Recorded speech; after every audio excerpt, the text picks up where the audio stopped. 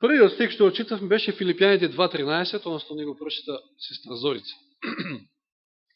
Кажав дека еден од клучните за вечерва, за темата што имам вечерва, само малко да се подсетиме. Го спомнав веќе пак стокхолмскиот синдром, оние кои што бевте минатиот пат, може да се подсетиме. Именуване како стокхолмски по настанот оној грабеж на банка кој што се случил на 23. август 1973 во Стокхолм, каде 6 дена ограбувачите држале во заложниство 4 вработени од банката.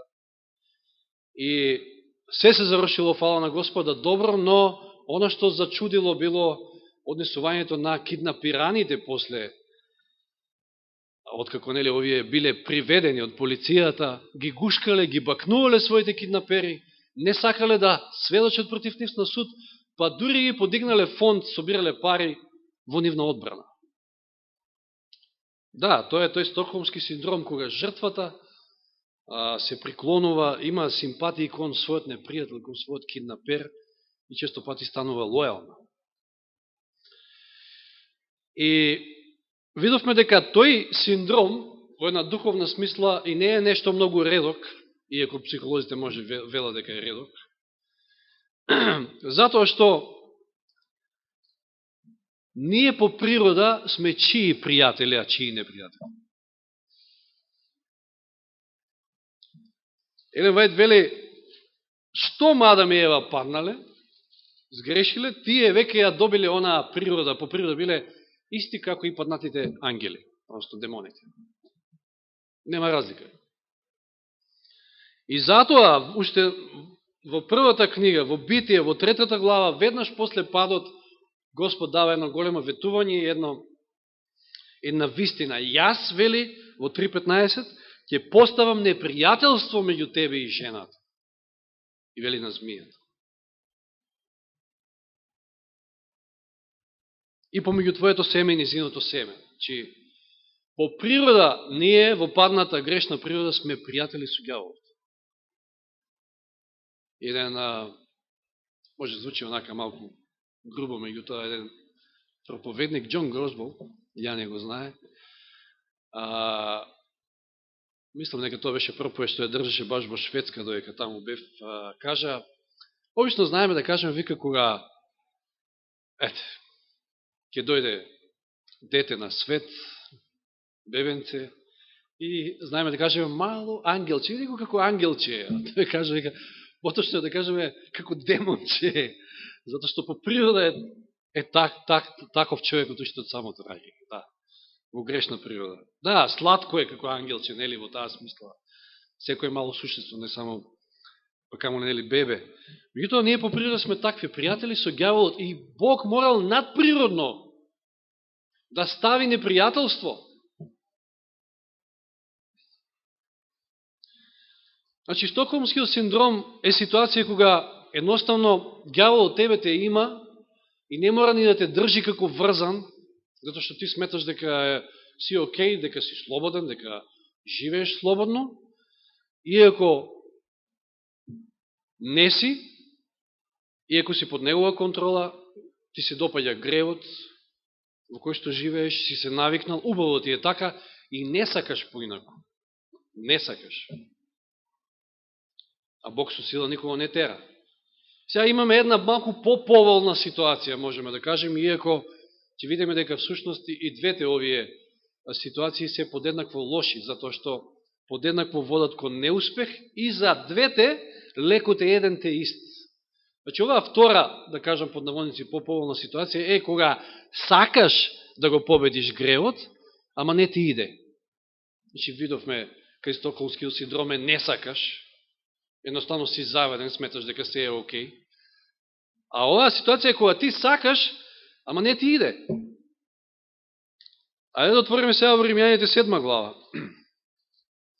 Порано одамна, секам сме ја проучувале, нема нешто многу во детали да ја проучуваме, меѓутоа овде го имаме токму тој опис на човек кој што сака, ама не може. И интересно, од памти век уште, откако Павле напишал ова послание и оваа глава Поготово имало многу дебати и толкувања конкретно околу оваа глава. И знаете, на прашањето каков човек е опишен во 7 глава Римјаните, имало две така главни опции и мислења. Првото мислење било дека станува збор за необратен човек, односно човек во светот, ево познава Христа, и по природа тој е Божи непријател, нели, како што ќе кажам. Тоа е првата опција. Втората опција е дека станува збор за обратен човек, кој што го запознал Христа, а ама сваќа со текот на времето, сваќа дека не е можно да го победи гревот. И двете доста опасни мислења, но меѓутоа и двете мислења се многу лесно значи може многу му лесно да ги побиеме. Не држат вода, односно. Еве, првото. Значи, првото мислење е дека станува збор за необратен човек. Човек во светот. Него не познава Христа. Еве, да се замислиме ние, за полесно да можеби разбереме ние во поранешниот наш живот, додека сме биле во светот. И еве да читаме, да речеме 7 стих од 7 глава Римјаните, да не ја читаме цела, односно отошно сакав од 7 стих па до крајот, ама ајде, еве, горе-долу и ги разгледаме скоро сите тие стихови. 7 стих вели, Павле вели овде, и така што да речеме, дали е законот грев, далеко од тоа. Сепак јас го запознав гревот само преку законот. Зошто не би ја запознал страстната желба, ако законот не рече, не ќе пожелуваш? Сте поставувале некои вакви прашања вие во светот додека сте биле? Сте го познавале законот, сте биле толку засекирани, односно сте се гледале себе како грешници? Може би, факт е дека кај секој од нас, во зависност од што воспитување и ред други работи, значи совеста некојаш нели ќе ни преработи, па ова не е добро, па меѓутоа не сме го познавале ние законот. Не сме познавале многу нешта, ја откако го запознав законот, го запознав и Христа, нели пред се, јас сватив дека многу работи што сум ги правил не биле во ред. Воопшто не сум не бил свесен. Чи воопшто не одговара ваква една изјава за човек кој што е таму во светот.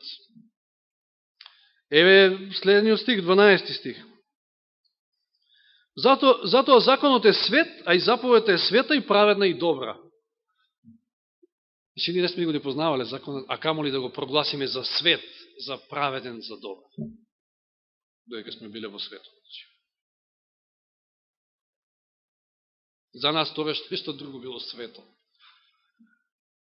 Може би за постарите генерации, оние кои што и јас фатив нешто, тоа свет беше, може би, другарот Тито.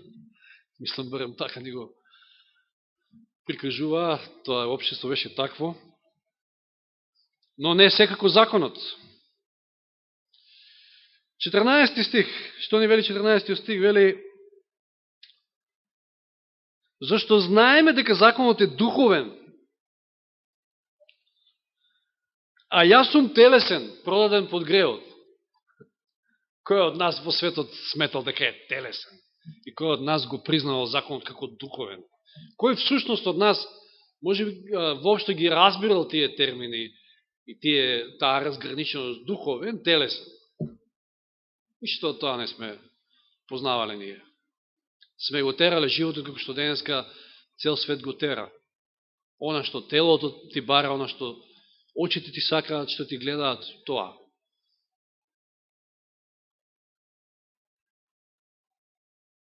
Осумнаести и 19 стих да речеме. Имено јас знам дека никакво добро не живее во мене, односно во моето тело, зашто желба за добро има во мене, но не и сила да го правам тоа. Зашто не го правам доброто што го сакам, туку го правам злото што не го сакам. Зарем ова одговара на човек од светот? Зарем тој воопшто има некаква борба во оваа смисла? Секако дека не. И дори замисли си човек во светот да каже: јас знам дека во мене не живее ништо добро. Напротив, сите сме се правиле кој од кој е подобар, кој од кој е пофин. И така натаму, и така натаму. 22 стих, например. Вистина, со мојот внатрешен човек наоѓам наслада во Божиот закон. Ево, опак воопшто не одговара.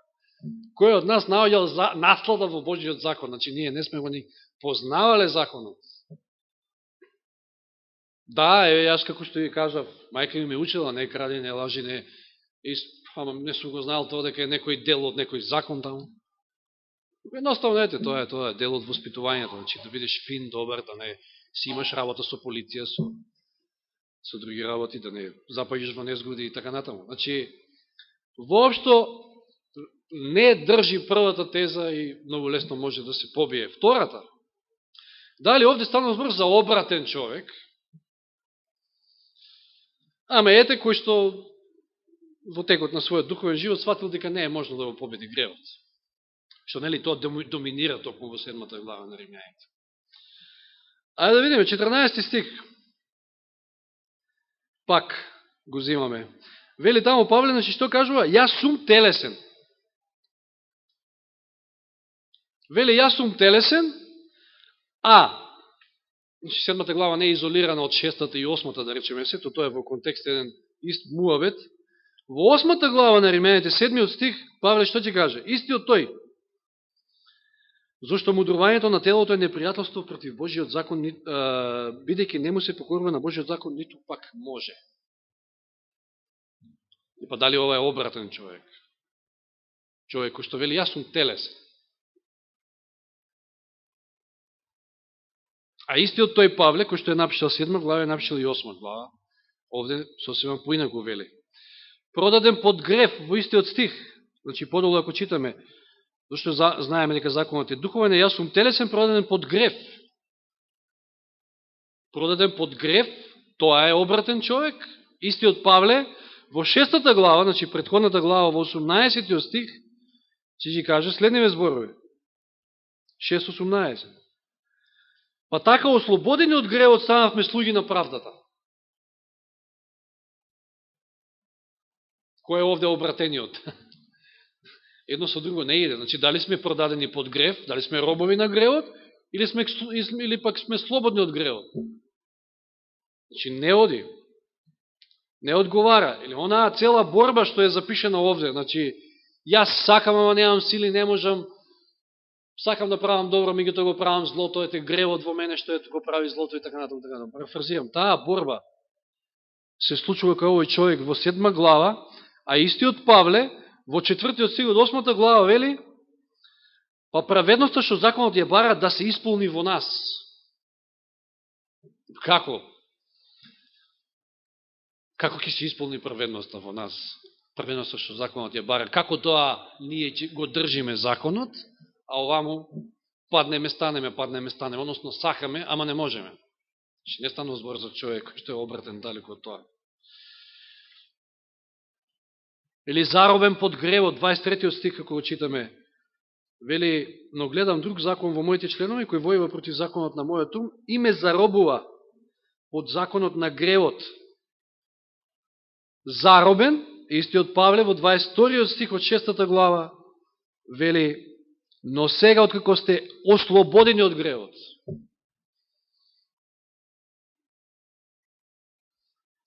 Или може да редиме тука стихови, да речеме, второ послание до Коринќаните 10.5.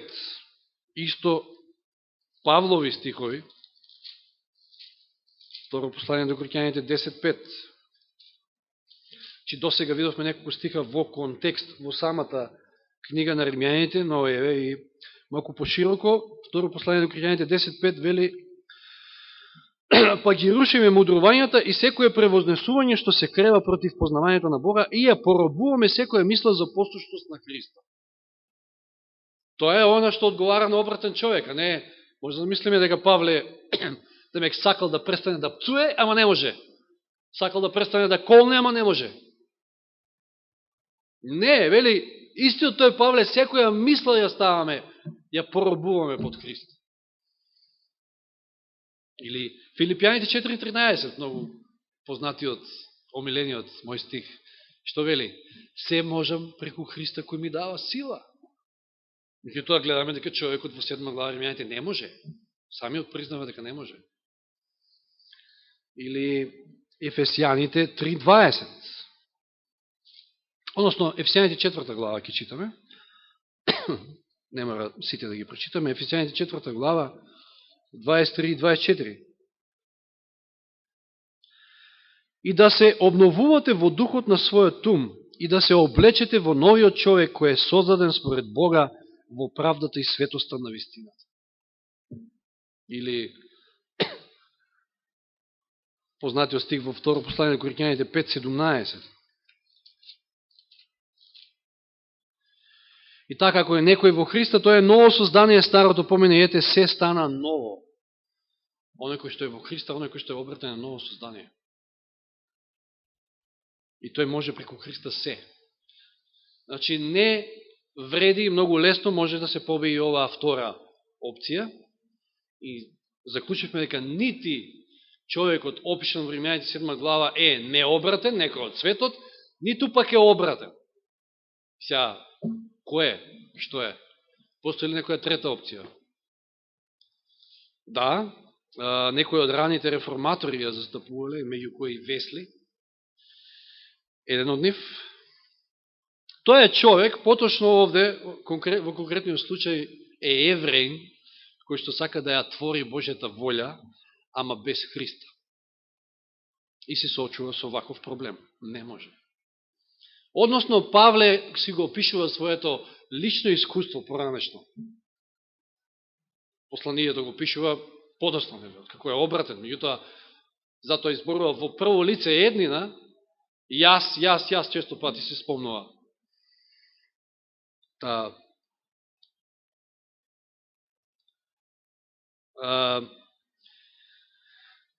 И кулминира сета целата оваа ситуација во 24 стих. Што вели Павле овде? Беден човек сум јас. Напред вели. Потоа додава, кој ќе ме спаси од оваа смртно тело? Овој израз беден се среќа уште само на едно место во Новиот Завет, и тоа знаете ли каде? Откровение 3:17. Лаодикеецот, кој што смета дека е богат, а уствари е беден. Наистина бедна ваква состојба, ситуација. Че тоа е еден, всушност, човек кој што е легалист, се обидува самиот да победи, самиот да извојува победа над гревот, и тоа не може. Без Христа не може. Тоа било Павлово искуство. Знаеме што вели во Филипјаните, откако се сретнал со Христа, откако го прифатил Христа со сето своје срце, колку се сменил за 180 степени и сето оно што било порано, иако се сметал за безпрекорен, значи безгрешен, се сметал за ѓубре. И одговорот на прашањето за каков човек станал збор овде во 7 глава Римјаните е во 25 стих, односно 26-тиот, но ќе прочитаме 25-тиот кој што е на некој начин Павле како да прави тука една дигресија. Значи зборува за неможност, за немоќта, за да во 25 стих всушност го даде и одговорот, меѓутоа ние одговор ќе прочитаме не на друго место, многу посилен е таму, појасен. 25 стих вели, му благодарам на Бога преку Исуса Христа нашиот Господ. Чи не можам, кој ќе ме спаси мене од ова смртно тело, беден човек сум јас, и вели, му благодарам на Бога преку Исуса Христа. И сега 26 стих е клучниот, за да сватиме за каков човек е опишен во 7 глава Римјаните. Што вели 26 стих? Јас ќе го прочитам целиот да видам дали вие ќе го фатите оној клучен збор. И така јас самиот со умот му служам на Божиот закон, а со телото на законот на гревот. Кој е клучниот збор овде? Ovo са два збора се.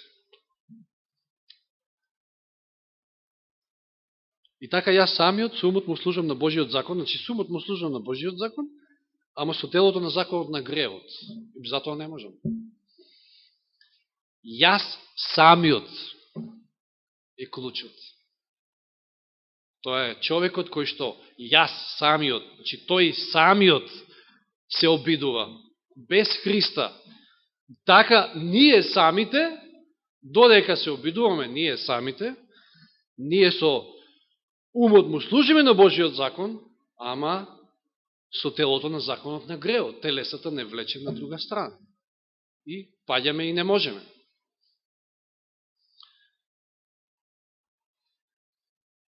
Значи, решението за стокхолмскиот синдром е во Христа, како што е решението за овој синдром или проблем, како ќе го наречеме, е повторно во Христа и тоа токму во оној стих што Зорица го прочита. Филипјаните 2.13.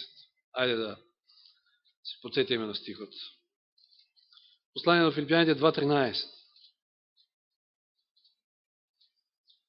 Да се подсетиме, оно што го има стокхолмскиот синдром не сака, воопшто не сака, не му смета на него гревот оне во окови, иако не е врзан, ама е во окови, затоа што симпатизира својот киднапер. А овој човек, легалистот, сака, ама не може. Значи, решението и за оној што не сака, а и за оној кој што сака, а не може, е во Христа, и тоа токму во Филипјаните 2.13 најасно го гледаме. Што вели стикото, што еднаш да го повториме? Зошто Бог е оној кој што действува и да сакате, и да постапувате според неговата воља. Ако не сакате, не дека со сила ќе ве натера, меѓутоа тој действува, делува во вас, во вашиот живот, на свој начин. Можеме некојаш како, осеќавате минатиот пат, како таму во Амос, како делувал врз израелскиот народ. Ќе пушти дожд на еден град, на други два нема да пушти, па овие од тој град треба да одат таму да пијат вода, па вика нема не се напијат. Па суша 3 месеци пред жетвата. Значи, дури и такви методи. Господ има начин како да не натера да присакаме. Значи, има начин како да не привлече, дури некојши со такви методи. За жал, меѓутоа, ете, ако сме малку по-тврдоглави, ќе се обиде на тој начин. Значи, тој действува во нас и да сакаме, и да постапуваме според неговата воја. Значи, да можеме, а можеме со Христа, се кој што ни дава сила. Решението е само во Христа. Нека му е слава на Господа. Јас толку имам за вечерва, да ве поштедам малку од ова жештина.